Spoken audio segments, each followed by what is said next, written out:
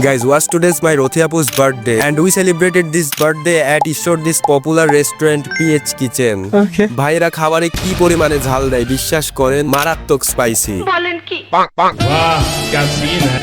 Yes guys, প্রথমেই আমরা কেকটা আনবক্সিং করি আর সাথে ছিল এতগুলা চকলেট। দেন কেজিএফ স্টাইলে ক্যান্ডেলটা জ্বালাই, কিন্তু এসির বাতাসের কারণে কোনোভাবেই জ্বলতেছিল না। কেকের ক্যান্ডেলটা জ্বালাইবো, বাট ওইখানে এসির বাতাসের কারণে আমার আপু জ্বালাইতে পারছে না। তো ফাইনালি আমরা কেকটার অবস্থা কি করলাম দেখো, মানে কেকটার পুরো 12টা বাজাই দিলাম। কেকটা খাওয়া শেষ করে this time we will try spicy food and literally guys বিশ্বাস করো আমার এত পরিমাণে ঝাল লাগছিল যে চকোলেট চুরি করে খাওয়া লাগলো। খতম।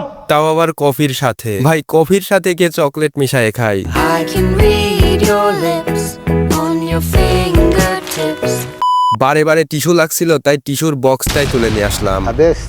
দেন এইখান থেকে চলে আসি আমরা আরআরপি সেন্টারের রুফটপে। এইখানে আসার পরে কফি খেয়ে সবাই মিলে দুই একটা ফটো শুট করলাম, কেননা ফেসবুকও তো হ্যাং করা লাগবে। আর আমার হাতে কিন্তু S23 আলট্রা, মানে